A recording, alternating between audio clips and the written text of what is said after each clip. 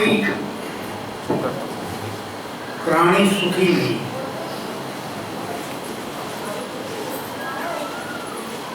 हर प्राणी को कोई ना कोई दुख है,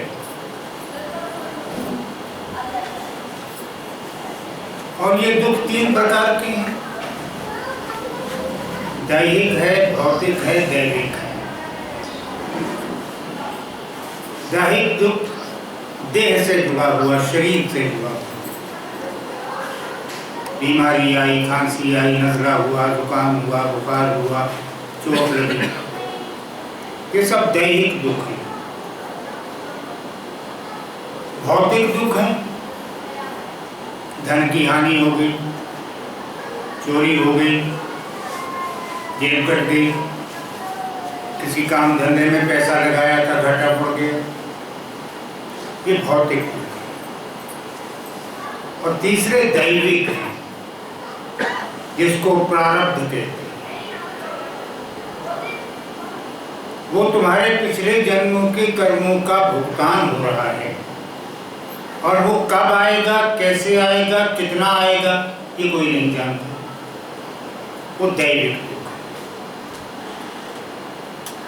आकाश से बिजली गिरी, किसी गांव पर, सारा गांव जल गया, लोग मर गए, ये दैविक था। न दैविक था न भौतिक। दैविक क्राउड बस्ट होता है, लोग मर जाते हैं, पशु पक्षी मर जाते हैं, ये दैविक है। तो एक बात तो निश्चित हो गई कि दुख के साथ ही जीना है, क्योंकि तीनों में से कोई ना कोई प्रकार का दुख आता ही रहेगा। जब आता ही रहेगा तो फिर दुख से मुक्ति का साधन भी कोई होगा, और वो साधन है, क्योंकि दुख एक भाव का नाम है और कुछ नहीं, एक फीलिंग का नाम है दुख। एक ही बात को लेकर भिन्न भिन्न लोगों की भिन्न भिन्न भावना हो सकती है, तो दुख की मात्रा भी भिन्न हो जाएगी।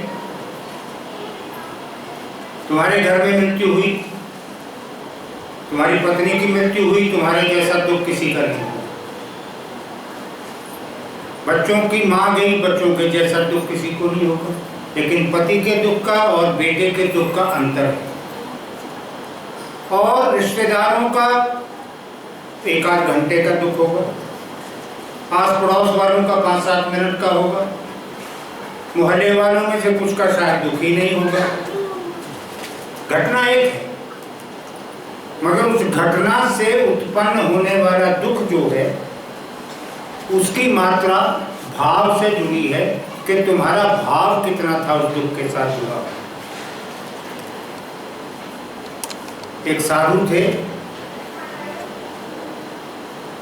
बीमार हो गए, उनके शिष्य उनको पटियाला ले गए, राजेंद्र अस्पताल में, आईसीयू में भर्ती हो गए।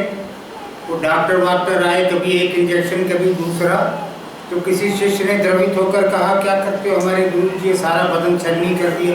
तो गुरु बोला, किसका छलनी, मेरे तो कुछ हुआ ही। उसको इंजेक्शन लगने की पीड़ा नहीं हो रही, उसको एनेस्थीसिया देने लगे, बोला ना ना ना, ऐसे ही काट पाट लो जहाँ से काट। कुछ दुख पर विजय पा ली उसके, और शिष्य तो मोह में थे, भाव मोह का था, उनको पीड़ा अधिक हो गई थी। तो एक शिष्य ने कहा, गुरुदेव हमसे नहीं देखा जा रहा। बोला, बाहर जाओ, घर जाओ, मुझे क्या हो रहा है, जो कुछ हो रहा है इस देह को हो रहा है, और ये मैं मानता ही नहीं मेरी है, तो फिर मुझे दुख किस बात। जिस व्यक्ति की मृत्यु से दुख हो रहा है, अगर हम उसको अपना ही नहीं मानते, हमारा उससे संबंधी कोई नहीं है, तो फिर दुख किस बात। तो देह को भी जब मान लिया कि मेरी नहीं है, फिर दुख नहीं रहता, फिर पीड़ा नहीं रहती, क्योंकि पीड़ा अनुभूति का नाम है, दुख भाव का नाम है। अब इस दुख से बाहर निकलने का सीधा सा रास्ता तो गुरु नानक ने बता दिया था। नानक दुखिया सब संसार, सो सुखिया जिस नाम आधार। मगर तुम्हें यही नहीं पता नाम क्या है और नाम को आधार कैसे बनाना है। तरकीब तो है तुम्हारे हाथ में, दे दी एक साधु ने, लेकिन उसकी दवाई तो दे दी किसी वैद्य ने, कैसे लेनी है ये नहीं मालूम। नाम का जिसने आधार बना लिया अपने जीवन का, तो उसको दुख नहीं हो सकता, वो सुखी है। अब नाम क्या है? उसका तो कोई नाम ही नहीं, कोई नाम नहीं है। हमने दे रखे हैं नाम, और जो हमें ठीक लगा हमने रख दिए। हमने कहा तू बड़ा कृपालु है, कृपा करता है, बड़ा दयालु है, दया करता है, बड़ा महिमावान है, उसकी महिमा है। हमने नाम रख दिए, राम कृष्ण शिव पार्वती दुर्गा हमने रखे हुए, उसका कोई नाम। तो जब उसका नाम नहीं है तो फिर किस नाम का आधार है? तो अपना नाम रख दो कोई, क्योंकि तुम्हें कोई वस्तु टिकाने के लिए जगह चाहिए, और उसको अपना नाम दे लो, उस नाम को आधार बना लो। गोपियों ने कृष्ण को मित्र मान लिया, बलराम ने छोटा भाई मान लिया। एक ग्वाला था, उसने कहा है तो छोटी जात का है, कहीं पैदा हुआ, नंद के घर आके पल रहा है। श्रीदामा उसका नाम था। तो श्रीदामा ने कृष्ण को छोटा मान लिया, अपने अधीन मान लिया। कृष्ण को तो कोई अंतर नहीं पड़ा, क्योंकि तुम्हें अपना आधार ढूंढना था। तुमने अपना आधार ढूंढ लिया, मगर आधार ढूंढना आसान नहीं, बहुत संघर्ष करना पड़ता है। और जीवन में जो व्यक्ति संघर्ष से भाग जाता है उसको कुछ प्राप्त नहीं होता, न ये लोक प्राप्त होता है न वो लोक प्राप्त होता है। इस लोक को पाने के लिए भी संघर्ष चाहिए, उस लोक को पाने के लिए भी संघर्ष चाहिए।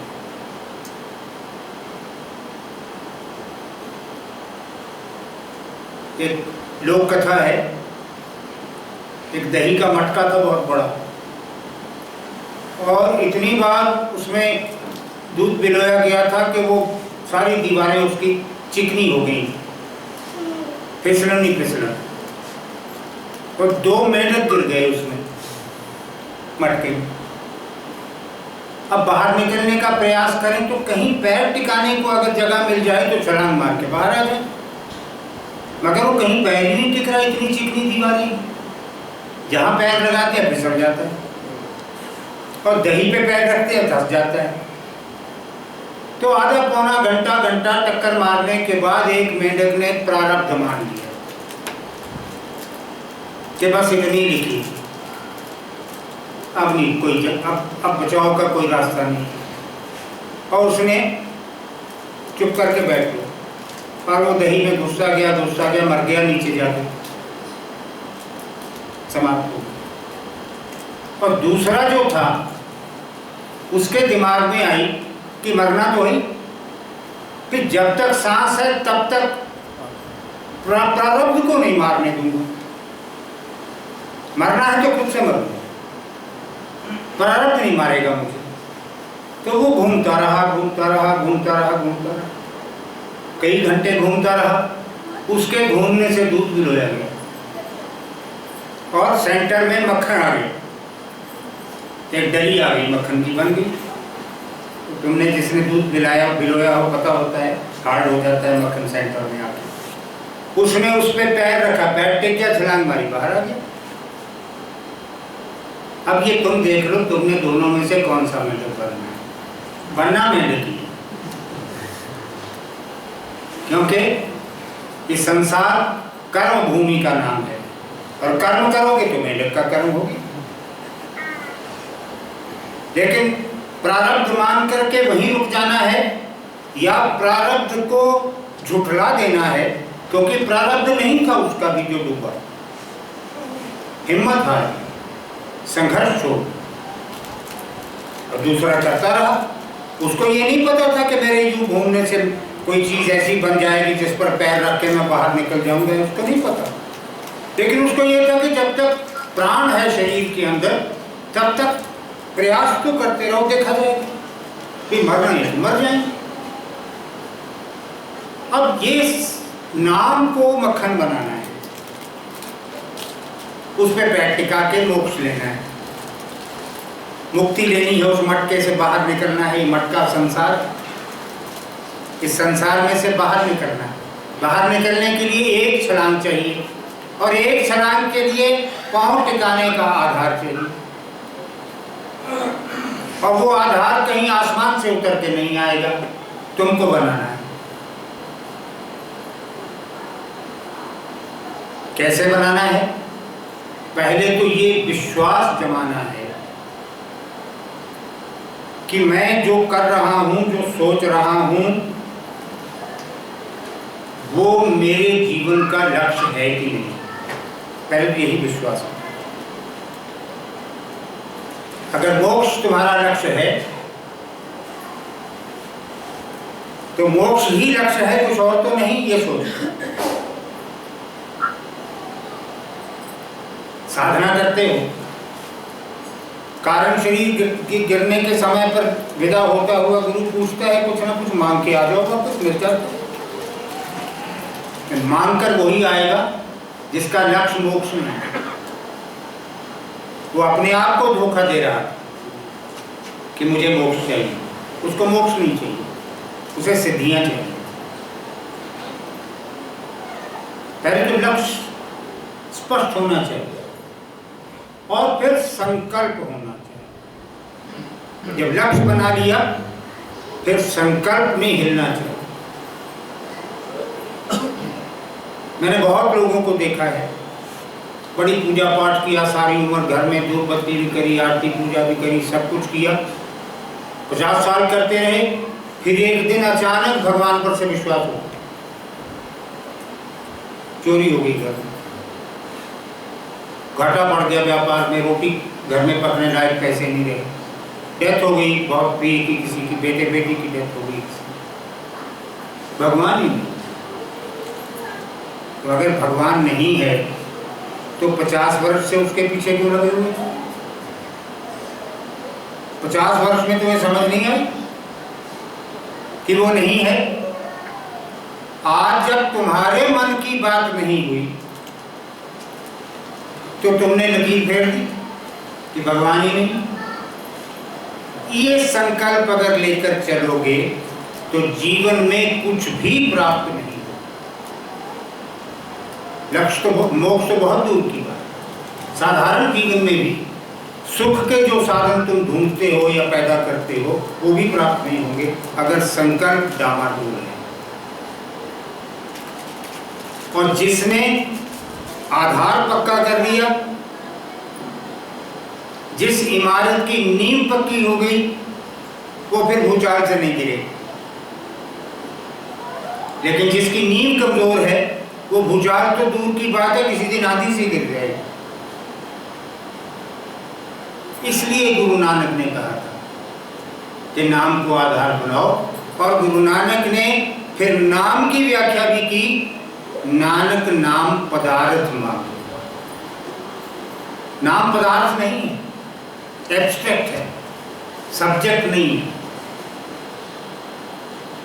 नानक ने कहा मुझे तेरा नाम चाहिए लेकिन पदार्थ रूप में चाहिए। जैसे रोटी पदार्थ है, जैसे दाल सब्जी पदार्थ है, जैसे गिलास बर्तन कपड़ा ये सब पदार्थ हैं, उसी प्रकार से मुझे तेरे नाम का पदार्थ चाहिए। मैंने लिखा है इसमें सत्सई कि अपने नाम को मिलाकर पंचभूत को शतभूत कर दो। पंचभूत को ये प्रभु करना। पांच भूत पांचों पदार्थ हैं, पांचों पदार्थ हैं।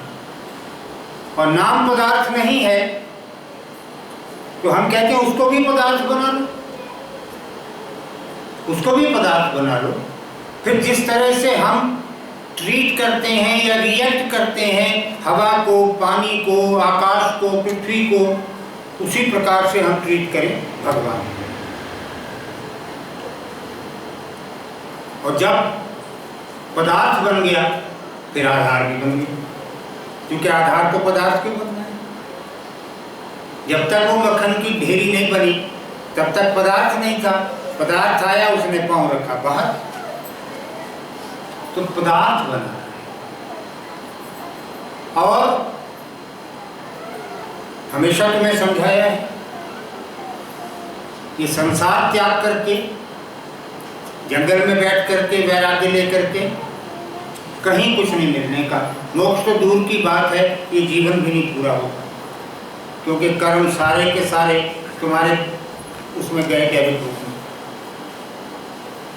क्या करें? पहला भंडार क्लियर करने को बहुत पड़ा था, तुमने और बढ़ा दिया।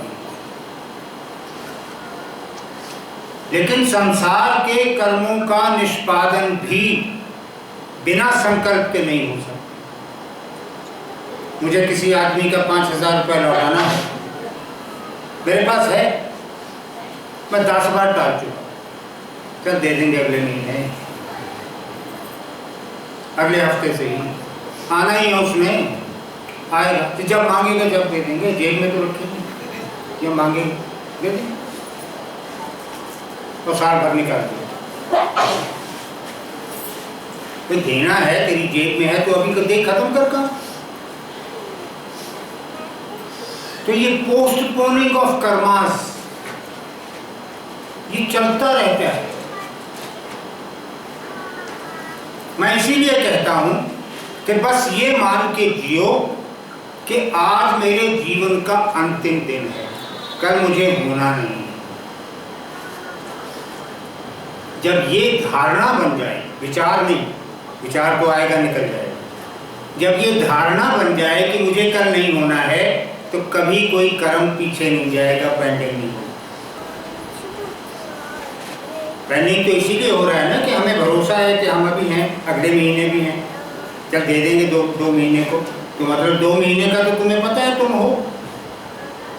तो अगर तुम्हें यही पता है कि तुम कब तक हो, फिर तो तुम्हें कुछ भी नहीं चाहिए, फिर तो तुम ब्रह्म हो सकता है अगला सांस ही ना है, मगर तुम तो ये मान के बैठे हो कि 2 महीने तो अभी कोई चिंता नहीं। ये सारा कुछ जो मैं बता रहा हूं, ये संकल्प के डामाडोल होने का, धारणाओं के दुर्बल होने का। धारणा अगर दृढ़ हो फिर इस तरह के विचार नहीं आते। मैं देने की नहीं कहता, मैं लेने की भी कहता। तुमने किसी से 5,000 लेना है, जान खा जाओ उसकी, शाम तक को चल, क्योंकि कल हो सकता है वही ना हो। फिर किससे मांगो? लेकिन अपने विवेक से काम ले, क्योंकि कर्म तुम्हारा है, करना तुमको है, निर्णय भी तुमको लेना है। क्या करना है, कितना करना है, कब करना है, कहाँ करना है, कैसे करना है। ये जितने क हैं ये सब के सब हिसाब लगा लो तो विवेक उत्तर दे देगा कि हाँ ये है। और प्रारब्ध को कभी भी एस्केप गोट मत बनाओ। जो काम तुम्हारे वश में है तुम उसको भी प्रारब्ध पे छोड़ के बैठ जाते हो, तो फिर वो तो काम कभी होगा ही नहीं। अब तुम्हारे घर में किसी ने रोटी पकाई, थाली में डाल दी, सब्जी दाल डाल दी, पानी का गिलास भर दिया, डाइनिंग टेबल पे रख दी और तुम आके बैठ गए कुर्सी पे।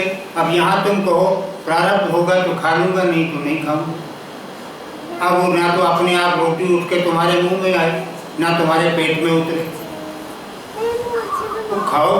किसी ने इतना कुछ कर दिया दी, बना दी, ला के रख दी। अब तुम इतना भी नहीं कर सकते कि उसको मुंह में डाल के चबा लो। चलो कोई तुम्हारे मुंह में डालने का भी कर लेगा, पर चबाएगा कौन?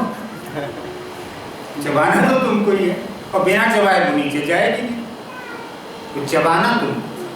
तो अगर तुम अपने कर्म से भागते हो और इसको प्रारब्ध का नाम देते हो, तो फिर प्रारब्ध तुमने बनाया है, बना हुआ प्रारब्ध तुमने नहीं देखा। तुम अपना प्रारब्ध रोज बनाते रहते हो, तो होगा किस्मत में तो हो जाएगा जी। पहले तुम प्रयास करो, पहले ये मान लो कि प्रारब्ध नहीं है। अगर तुम्हारी सारी हिम्मत, सारी कोशिश, सारे संघर्ष के बाद भी प्राप्ति नहीं होती, तो बोलो प्रारब्ध। तुम्हारे संघर्ष से हल हो जाए अगर कोई चीज, तुम्हारी मेहनत से अगर प्राप्त हो जाए कोई चीज, फिर प्रारब्ध बीच में नहीं। और ये हाथ की रेखाएं जो हैं, ये हर दिन बदलती, हर दिन, और ये बदलती हैं तुम्हारी इच्छा शक्ति से। कोई व्यक्ति ऐसा नहीं है जिसके हाथ की लकीर जिस दिन पैदा हुआ था उस दिन से लेकर मृत्यु तक सेम रही, रोज बदलती। ये पुराने बुजुर्ग कहा करते थे, सवेरे जब सो के उठो तो मुंह पे हाथ फेर के हाथ देखो। अभी भी बहुत लोग करते हैं ऐसा, मगर उनको ये नहीं पता क्या करते हैं। जिन ऋषियों ने ये बताया था कि यूं करो, वो रोज अपने हाथ की बदली हुई रेखा पढ़ा करते हैं कि आज क्या बदला है, मुझे क्या करना है। ऐसे ही नहीं बन गया ये मुंह पे हाथ। तो अगर ये विद्या तुम्हें नहीं आती है, तो फिर एक बात तो समझ में आ ही सकती है कि मेरे हाथ की रेखाएं मेरा प्रारब्ध नहीं है। मेरे हाथ की रेखाएं मुझे उत्साह देने के लिए हैं, मेरा संकल्प दृढ़ करने के लिए।